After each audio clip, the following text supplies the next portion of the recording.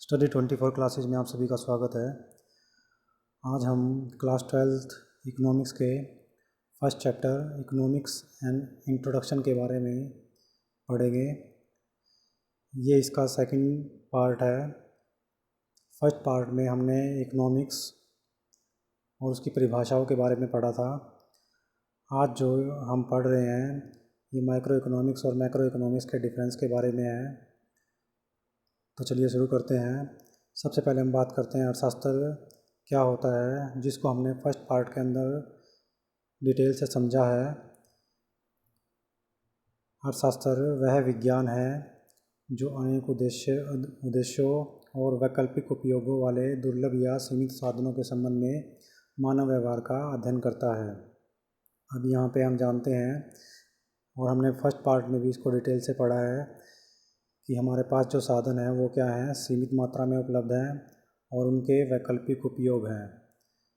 सीमित का मतलब होता है दुर्लभ साधन, तो उसका जब हम अध्ययन करते हैं वो किसके अंतर्गत करते हैं, हम अर्थशास्त्र के अंतर्गत करते हैं। उसके बाद क्या है कि अर्थशास्त्र को दो भागों में बांट दिया गया था। वो किसने बांटा था उसके बारे में जान लेते हैं। अर्थशास्त्र को दो भागों में बांटा गया, व्यष्टि अर्थशास्त्र और समष्टि अर्थशास्त्र। व्यष्टि अर्थशास्त्र को हम माइक्रो इकोनॉमिक्स बोल सकते हैं और समष्टि अर्थशास्त्र को हम मैक्रो इकोनॉमिक्स बोल सकते हैं। तो इनको दो भागों में बांटने का श्रेय किनके पास है। नॉर्वे के प्रसिद्ध अर्थशास्त्री रैगनर फ्रिश ने सन 1933 में अर्थशास्त्र को दो भागों में बांटने का कार्य किया। कहाँ के अर्थशास्त्री थे, नॉर्वे के अर्थशास्त्री रैगनर फ्रिश नाम था उनका। 1933 के अंदर उन्होंने अर्थशास्त्र को दो भागों में बांट दिया। एक का नाम माइक्रो इकोनॉमिक्स रखा और दूसरे का नाम मैक्रो इकोनॉमिक्स रखा। हिंदी में अगर कहें तो व्यष्टि अर्थशास्त्र और समष्टि अर्थशास्त्र। उसके बाद क्या है कि अंग्रेजी का माइक्रो इकोनॉमिक्स शब्द ग्रीक भाषा के शब्द माइक्रोज जो शब्द है उससे बना है, जिसका अर्थ होता है लघु, छोटा। उसके बाद इसी प्रकार से क्या है कि मैक्रो इकोनॉमिक्स शब्द क्या है, मैक्रोज से लिया गया है, जिसका अर्थ होता है विशाल या फिर बड़ा कह सकते हैं हम। उसके बाद क्या है कि इनके बारे में हम डिटेल से जानते हैं कि व्यष्टि और समष्टि अर्थशास्त्र एक्चुअल में है क्या। तो सबसे पहले जो बात आती है वो व्यष्टि अर्थशास्त्र की आती है। व्यष्टि अर्थशास्त्र को जैसा कि मैंने बताया कि माइक्रो इकोनॉमिक्स बोलते हैं इंग्लिश में, उसके बारे में जान लेते हैं। व्यक्तिगत स्तर पर आर्थिक इकाइयों का अध्ययन व्यष्टि अर्थशास्त्र में किया जाता है। व्यष्टि अर्थशास्त्र में केवल एक आर्थिक क्रियाओं का अध्ययन किया जाता है, जैसे व्यक्तिगत गृहस्थ की चीनी के लिए मांग। मतलब कि एक जो व्यक्ति है उसकी जो मांग है या उस व्यक्ति की जो आर्थिक क्रियाएं हैं उनका अध्ययन व्यष्टि अर्थशास्त्र के अंतर्गत आता है। तो यहाँ पे जैसे दिया हुआ है ना कि एक व्यक्ति या एक गृहस्थ के लिए क्या है कि चीनी के लिए जो उसकी मांग है, क्योंकि यहाँ पे एक व्यक्ति की बात हो रही है तो उसकी आर्थिक क्रियाओं के बारे में बात हो रही है, जो कि व्यष्टि अर्थशास्त्र के अंतर्गत आएगा। व्यष्टि अर्थशास्त्र में बाजार मांग वक्र जिसको मार्केट डिमांड कर्व बोलते हैं हम, वो क्या है कि व्यक्तिगत मांग वक्रों का जोड़कर बनाया जाता है। इसका भी क्या है कि अध्ययन किसमें किया जाता है, इसका अध्ययन व्यष्टि अर्थशास्त्र के अंतर्गत किया जाता है। उसके बाद क्या है, संपूर्ण क्षेत्र को किसके, व्यष्टि अर्थशास्त्र के संपूर्ण क्षेत्र को निम्न तालिका से हम स्पष्ट कर सकते हैं। वो तालिका हमारे पास दी गई है, माइक्रो इकोनॉमिक्स जो ऊपर लिया गया है। उसके बाद क्या है कि साइड में जो इसके माइक्रो इकोनॉमिक्स के तीन पार्ट हम बोल सकते हैं, इसको तीन भागों में हम बांट सकते हैं। एक साइड में जो आपका दिया गया है वो क्या है, सबसे पहले जो हमारा दिया गया है वो है कमोडिटी प्राइसिंग। कमोडिटी प्राइसिंग वस्तु की जो कीमत होती है उसके बारे में हम व्यष्टि अर्थशास्त्र में पढ़ते हैं। उसके बाद जो दूसरा दिया गया है फैक्टर प्राइसिंग थ्योरी या फिर इसको बोल सकते हैं, हिंदी में बोलते हैं इसको साधनों की कीमत या फिर साधन कीमत सिद्धांत, और या फिर इसको बोल सकते हैं थ्योरी ऑफ डिस्ट्रीब्यूशन, वितरण का सिद्धांत। तीसरा जो व्यष्टि अर्थशास्त्र का पार्ट है वो है theory of economics welfare. Theory of economics welfare को हम बोल सकते हैं कल्याण का सिद्धांत। तो इनके भी आगे क्या है कि सब पार्ट बन जाते हैं। वो सब पार्ट क्या हैं उनको एक बार देख लेते हैं। जैसे कमोडिटी प्राइसिंग है तो कमोडिटी प्राइसिंग के दो पार्ट सब पार्ट बन जाते हैं। एक सबसे पहले जो सब पार्ट बनता है वो है डिमांड थ्योरी। दूसरा जो सब पार्ट बनता है वो है सप्लाई थ्योरी। डिमांड थ्योरी मतलब मांग सिद्धांत और सप्लाई थ्योरी मीन्स पूर्ति सिद्धांत। तो इसके दो पार्ट बन जाते हैं कमोडिटी प्राइसिंग के। उसी तरह से फैक्टर प्राइसिंग थ्योरी साधन कीमत सिद्धांत के भी क्या है कि चार पार्ट बन जाते हैं, जिसको हम वितरण का सिद्धांत भी बोलते हैं। उसके चार पार्ट बन जाते हैं, चार सब पार्ट बन जाते हैं। वो चार सब पार्ट कौन से हैं? सबसे पहले है रेंट। और रेंट हम जानते हैं किसकी वैल्यू है? रेंट है लैंड की वैल्यू। उसके बाद क्या है कि आपका लेबर की जो वैल्यू होती है वो क्या होती है? वेजेस, मजदूरी। उसके बाद जो तीसरा है वो आपका इंटरेस्ट, ब्याज। और ये किसके बाद बदले में मिलता है हमें? कैपिटल के बदले में, पूंजी के बदले में हमें क्या मिलता है? ब्याज मिलता है। चौथा जो पार्ट है वो है उद्यमी का लाभ, प्रॉफिट। तो फैक्टर प्राइसिंग थ्योरी को चार भागों में, सब पार्ट में बांट दिया जाता है, उप भागों में बांट दिया जाता है। रेंट मतलब लगान, जो कि क्या है कि किसके बदले में मिलता है? भूमि के बदले में। भूमि की वैल्यू है ये, भूमि का मूल्य है लगान। उसके बाद मजदूरी का जो मूल्य है वो है श्रमिक का जो मूल्य है वो क्या है? वेजेस, मजदूरी। तीसरा जो पार्ट है वो है इंटरेस्ट, जो कि मूल्य है किसका? पूंजी का, कैपिटल का। और चौथा जो पार्ट है चौथा जो सब पार्ट है वो है प्रॉफिट। वो किसका मूल्य है? आपका एंटरप्रेन्योर का, उद्यमी का। तो यहाँ पे ये सब चार सब पार्ट बन जाते हैं। तीसरा जो है उसके अंदर भी क्या है कि हमारे चार सब पार्ट बन जाते हैं, जिसको थ्योरी ऑफ इकोनॉमिक्स वेलफेयर के भी क्या है कि यहाँ पे चार सब पार्ट बन गए हैं। वो चार सब पार्ट कौन से हैं? वो हमारी इकोनॉमिक जो प्रॉब्लम है उनके बारे में है। तो कल्याण का जो सिद्धांत है, आर्थिक कल्याण का जो सिद्धांत है, उसके चार सब पार्ट कौन से होंगे? व्हाट टू प्रोड्यूस, कि क्या प्रोड्यूस किया जाए। आर्थिक जो समस्याएं हैं उसमें क्या है कि हमारी जो सबसे पहली समस्या आती है व्हाट टू प्रोड्यूस, कि क्या प्रोड्यूस किया जाए। दूसरी जो समस्या आती है हाउ टू प्रोड्यूस, कि कैसे प्रोड्यूस किया जाए। तीसरी समस्या आती है व्हेन टू प्रोड्यूस, कब प्रोड्यूस किया जाए। और चौथी समस्या जो है मेन है वो है क्या? कि for home it is to be produce, कि ये किसके लिए क्या किया जाए? उत्पादित किया जाए, किन के लिए उत्पादित किया जाए। तो ये चार जो समस्याएं हैं वो किस में आती है? हमारी थ्योरी ऑफ वेलफेयर इकोनॉमिक्स। और ये सब पार्ट है थ्योरी ऑफ वेलफेयर इकोनॉमिक्स। और ये क्या है कि हमारा माइक्रो इकोनॉमिक्स के तीन part, commodity pricing, factor pricing का ही एक क्या है? पार्ट है।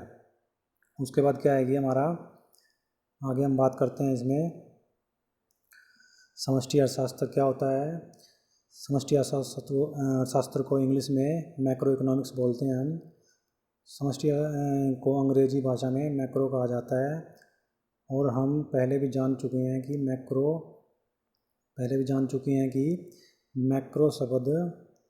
शब्द क्या है कि ग्रीक भाषा के मैक्रो से लिया गया है, जिसका अर्थ क्या होता है? बड़ा।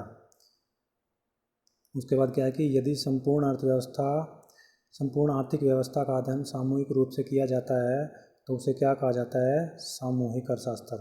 इसके विपरीत जो व्यष्टि अर्थशास्त्र था या फिर माइक्रो इकोनॉमिक्स थी, उसके अंदर क्या है कि व्यक्तिगत इकाइयों का अध्ययन किया जाता है। लेकिन जब हमें संपूर्ण अर्थव्यवस्था का अध्ययन करना हो तो हम किसका यूज करते हैं? समष्टि अर्थशास्त्र का यूज करते हैं। सामूहिक इकाइयों का यूज करना हो, सामूहिक इकाइयों का अध्ययन करना हो तो उसे क्या कहा जाएगा?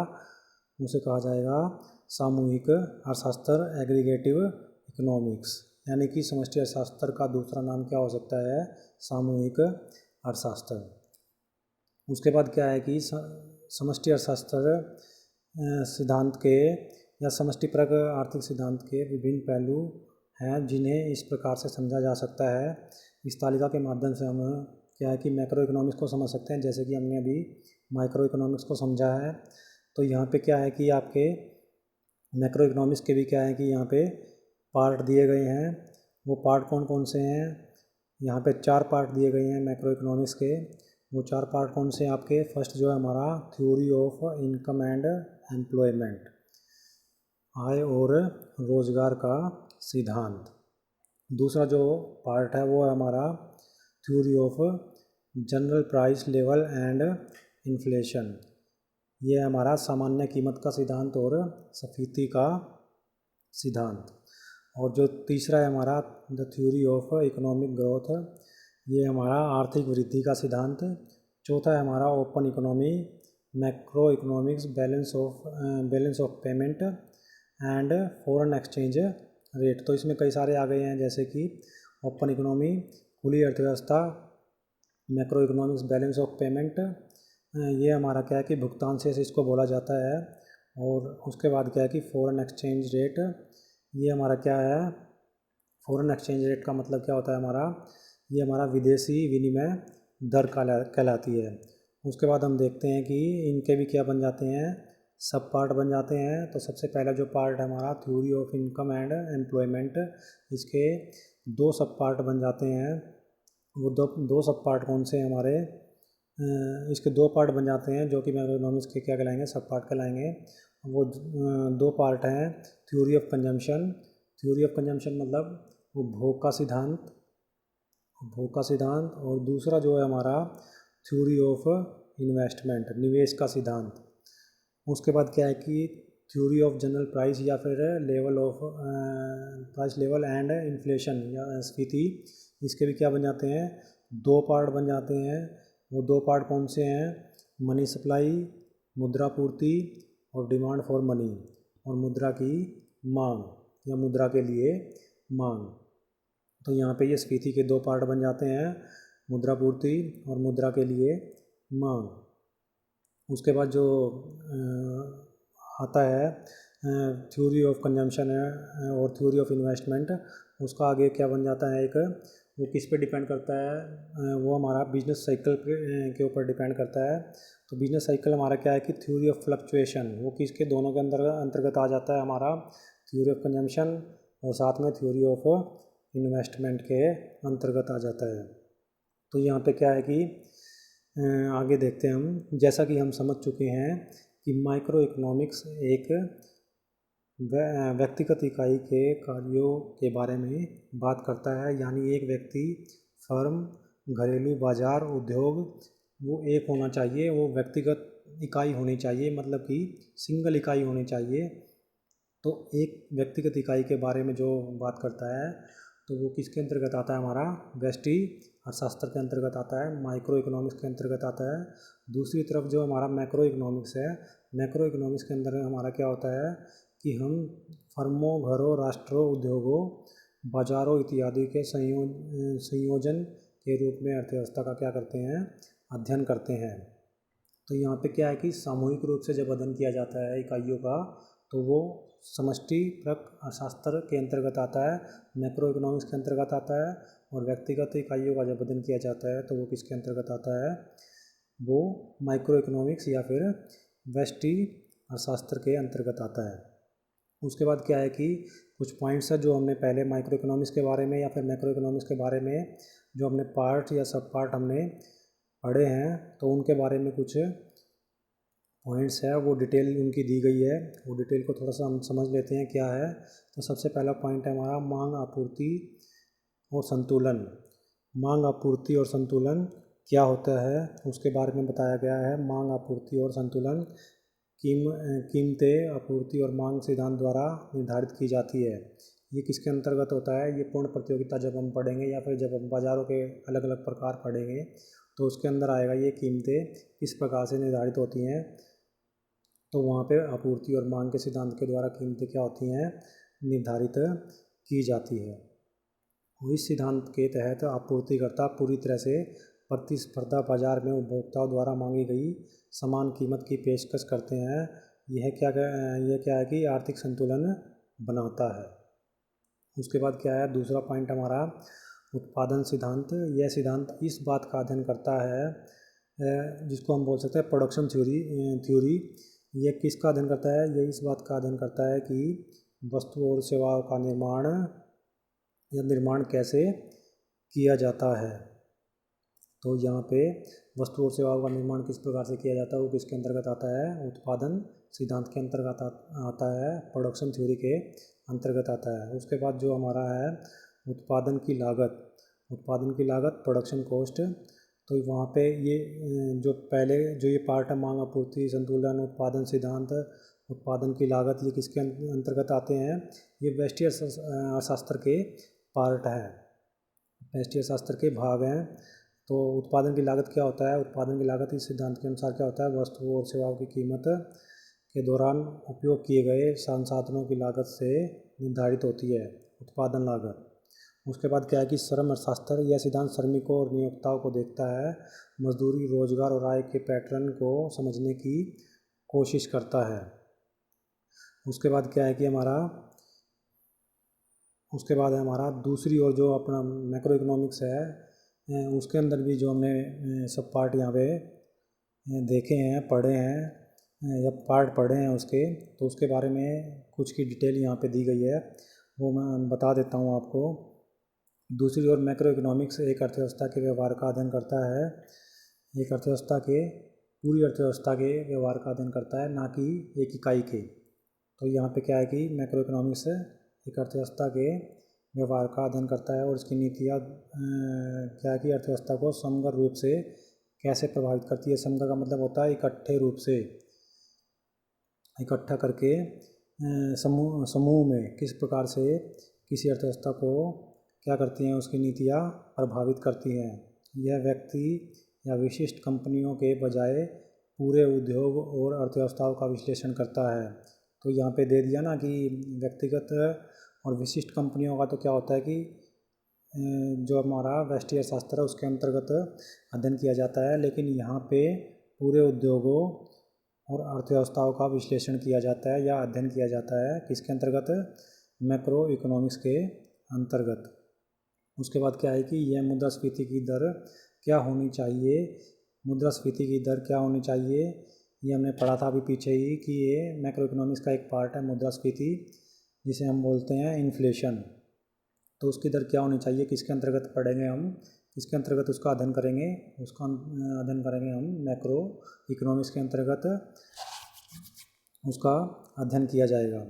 उसके बाद क्या है कि हमारा यह मुद्रास्फीति की दर क्या होनी चाहिए जैसे सवालों का जवाब देने की कोशिश करता है या आर्थिक विकास को उत्तेजित करता है। तो आज का हमारा जो विषय था वो हमारा माइक्रो इकोनॉमिक्स और मैक्रो इकोनॉमिक्स के डिफरेंस के बारे में था। अगला जो हमारा टॉपिक होगा वो आर्थिक समस्याओं के बारे में होगा। तो आज के लिए सिर्फ इतना ही, बाकी अगले टॉपिक में हम बात करते हैं आर्थिक समस्याओं के बारे में।